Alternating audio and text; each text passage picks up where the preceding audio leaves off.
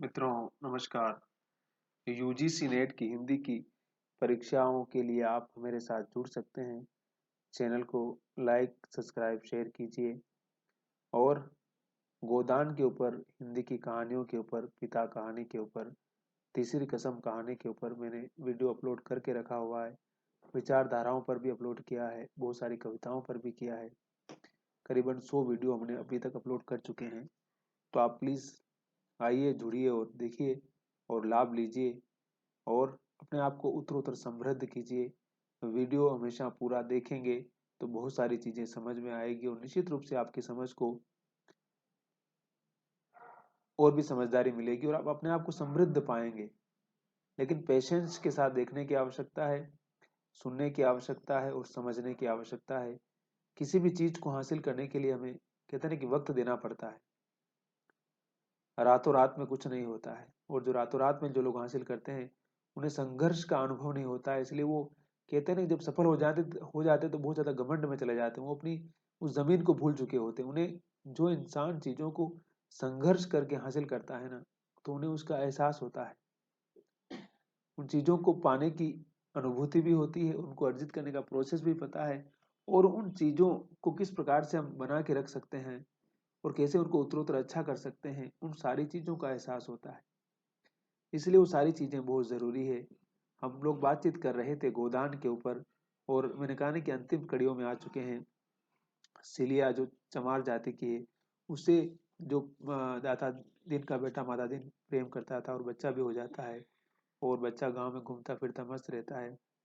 लेकिन अब क्या होता है कि जब चमारों ने उसको अ, हड्डी खिला दी, उसके बाद कहा जाता है कि उसका धर्म भ्रष्ट हो जाता है। तो उसका बाप कहता है कि मैं सारी दुनिया छोड़ सकता हूँ लेकिन तुम्हें नहीं छोड़ूंगा और तुम्हें वापस ब्राह्मण बना के मानूंगा। तो ये धर्म, रीति नीति और इसको लेकर जो तमाम तरह की धारणाएं हैं, और उस दौर की बात समझिए, 1936 का समय है और हिंदुस्तान में जातिवाद और अनटचेबिलिटी का कितना अधिक आक्रोश रहा होगा अम्बेडकर साहब के जीवन से। और तमाम उस दौर के जो तमाम चिंतक है, विचारक हैं, इस बात को लगातार कहते रहे हैं। और पेरियार साहब ने भी कहा है, गांधी ने कहा है, तमाम चिंतकों ने कहा है कि जब तक हम इस हिंदू धर्म की इस अनटचेबिलिटी की समस्या को, कास्टिज्म को खत्म नहीं करेंगे, तब तक इस धर्म को मॉडर्न परिप्रेक्ष्य में पुनः परिभाषित नहीं कर पाएंगे, इसको बेहतर नहीं बना पाएंगे। तो उसी के बारे में क्या होता है कि जब इसको वापस पंडित बनाने की जो प्रक्रिया चलती है, उससे इस बात को, इस आदमी को उसे घृणा हो जाती है, माता दीन को।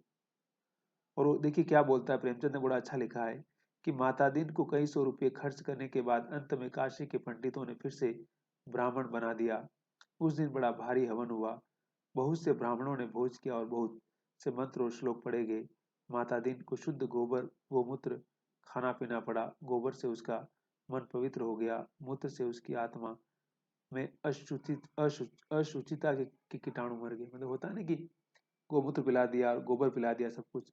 तो ये सब पंडितों ने किया उसको वापस पंडित बनाने के लिए, क्योंकि उन लोगों ने उसको उसका धर्म भ्रष्ट कर दिया था ना।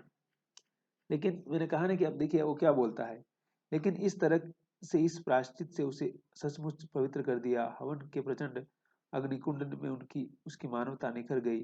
हवन की ज्वाला के प्रकाश से उसने धर्म स्तंभों को अच्छी तरह परख लिया। उस दिन से धर्म के नाम से चिढ़ हो गई। अब देखिए कि धर्म की जो परिभाषा या धर्म की जो ये व्याख्या है ना, उसको इस समय तक पता नहीं था कि धर्म का मतलब ये होता है। और उसके बाद जो खुद पंडित था वो, लेकिन उसे उन सारी चीजों से चिढ़ हो जाती है कि ये कौन सा धर्म है कि आपको इस तरह से वापस उस समाज से, इस कास्ट से उस कास्ट में ला रहा है, इस तरह से आपको पवित्र कर रहा है। तो उसके बाद माता दीन को खुद उन सारी चीजों से चिढ़ हो जाती है। उसने जनेऊ उतार कर फेंक दिया और पुरोहितों को गंगा में डुबो दिया। अब वह पक्का खेतिहर था। उसने यह भी देखा कि यद्यपि विद्वानों ने उसका ब्राह्मणत्व स्वीकार कर लिया, लेकिन उस जनता अब भी उसके हाथ का पानी नहीं पीती। उससे मुहूर्त पूछती है, साहित्य और लग्न भी विचार करवाती है, उससे पर्व के दिन दान भी देती है, पर उससे अपने बर्तन नहीं छुआती। यानी कि वो अनटचेबिलिटी की जो समस्या है, देखिए वो अनटचेबल हो गया ना भाई, दलित हो गया ना वो भी। तो उन दलितों ने उसके मुंह में हड्डी डाल दी ना, तो इसलिए सब हो गया वो, है ना। तो कह रहा है कि भले ही वो ब्राह्मणों ने उसको वापस पंडित बना दिया, लेकिन सामाजिक स्तर पर वो समस्या अभी मौजूद है। समाज के लोग उसको स्वीकार नहीं कर रहे। इसका मतलब समाज के अंदर अनटचेबिलिटी, और आपका जो शास्त्र है वो सिर्फ आप तक ही सीमित है, आपने पवित्र वहां तक ही किया उसको। ये समाज के अंदर जब तक वो सारी स्वीकृति नहीं होगी, समाज जब तक उसको नहीं मानता है, तब तक ये सारी चीजें नहीं होगी। इसलिए प्रेमचंद कह रहे हैं कि सिर्फ चीजों को सिर्फ कानून बनाने से ही काम नहीं चलेगा। कानून बनाना एक प्रोसेस हो सकता है, वो प्रोसेस है, लेकिन आपको सामाजिक स्तर पर अफर्मेटिव एक्शन की जरूरत है। इसीलिए उन सारी चीजों की जरूरत है। और बाद में आप देखते हैं कि आजादी के बाद ये सारी चीजें लागू की गई समाज में, और समाज का पूरी तरह से ट्रांसफॉर्मेशन करने की प्रक्रिया चलती है। क्योंकि मात्र आप पुस्तकों में समाज सुधार कर देंगे, आप किताबों में बोल देंगे कि हिंदुस्तान से जातिवाद खत्म हो गया है और सारी चीजें खत्म हो गई, उसके बोलने से काम नहीं चलेगा। इसलिए आप प्रेमचंद माता दीन के माध्यम से इस बात को बता रहे हैं कि माता दीन कह रहा है कि ब्राह्मणों ने भले ही मुझे वापस ब्राह्मण बना दिया, लेकिन समाज के लोग तो मुझे अछूत ही समझते हैं। वो तो मेरे हाथ का पानी नहीं पीते हैं, मुझे बराबर का स्थान नहीं देते हैं। तो फिर हमने उस सिस्टम को कहाँ बदला? वो सारी चीजें बदलने की आवश्यकता है। और जब तक हम उस सिस्टम को उस तरह से नहीं बदलेंगे, जब तक उसकी वास्तविकता में परिवर्तन नहीं करते हैं, तब तक हमारा सारा ज्ञान समझे कि अधूरा है और उसका कहीं कोई मतलब नहीं है, कहीं कोई महत्व नहीं है। इस बात को खुद माता दिन बोल रहा है। जिस दिन सिलिया के बालक का जन्म हुआ, अब देखिए सिलिया का बालक उसी का बालक है, सिलिया चमार ने उसके साथ मतलब शादी नहीं की, लेकिन सेक्सुअल संबंध से बनाया ना, वे पत्नी की तरह ही रह रही है, भले वो नहीं अपना रहा है। तो सारी चीजें जब होती है तो उसके अंदर अब वो वापस भाव जग रहा है, सहजता का भाव।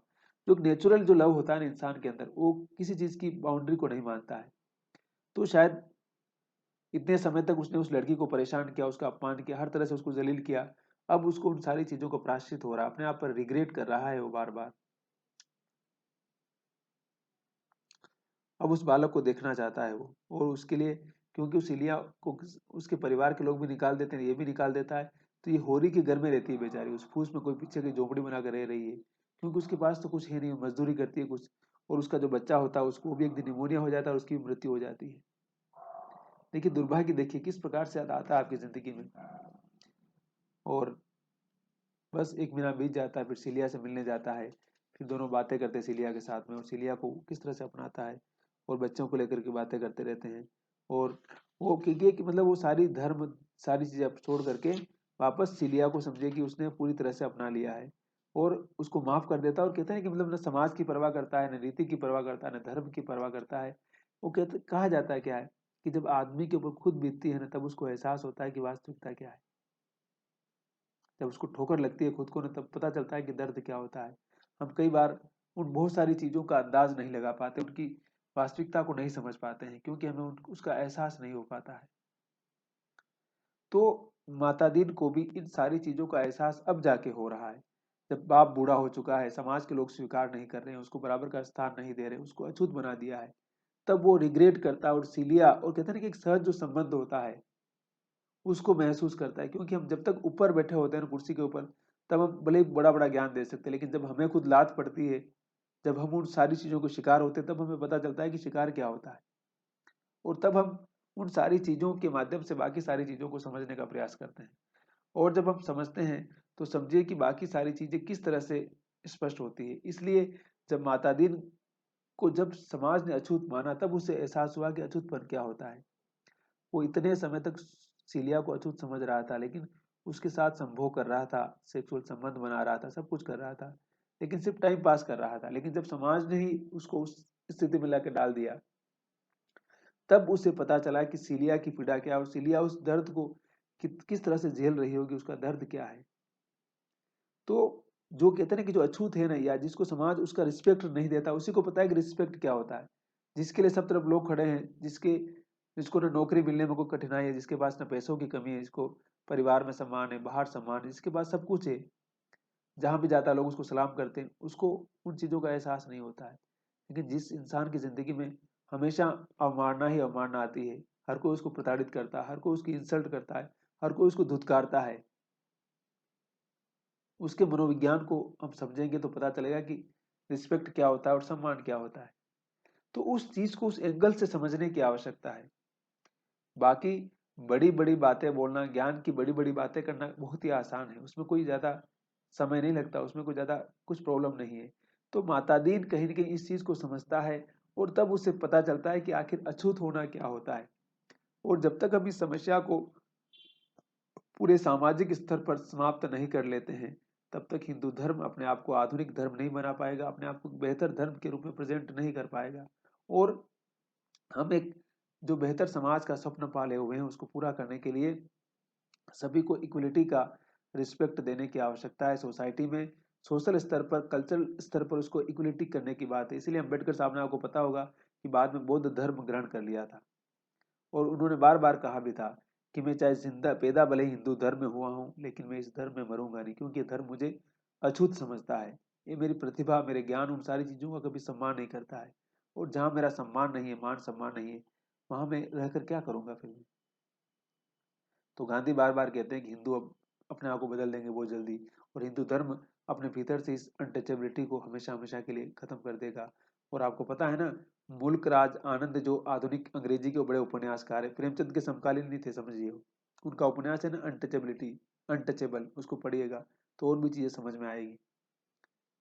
तो समझने वाली बात है कि हम, मैंने कहा ना कि बड़ी बड़ी बातें करना बहुत ही आसान है, लेकिन समाज में जो वास्तविकता है, जो हकीकत है, उसको अगर हम समझेंगे नहीं, अगर हम उसकी पड़ताल नहीं करेंगे, तो बहुत सारी चीजें हमें समझ में नहीं आएगी।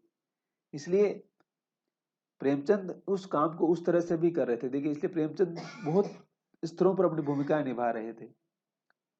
अंबेडकर का जो दर्शन था, जो चिंतन था, अंबेडकर भी उनके समकालीन ही समझिए, है ना। तो उस विचार से भी कहीं ना कहीं प्रेमचंद प्रभावित थे, और उस विचार को भी अपनी रचनाओं में ला रहे हैं। इसका मतलब है कि उनका उस समस्या के बारे में उनको पूरा पता है, और उनकी कफन कहानी है, उसमें भी जिक्र आता है, और उनकी और भी बहुत सारी कहानियों में आता है। तो कहते हैं ना कि जो बड़ा लेखक होता है उसकी सोच सच में समाज की जो ज्वलंत समस्याएं होती, जो जीवंत समस्याएं होती, उनका चित्रण करती है, और प्रेमचंद ने किया है। ठीक है, वीडियो पूरा देखिए, और प्लीज बाकी वीडियो भी देखिए। और मैंने कहा ना कि गोदान को पूरा समझना है तो मेरे सारे वीडियो देख लेंगे तो समझ जाएंगे आप।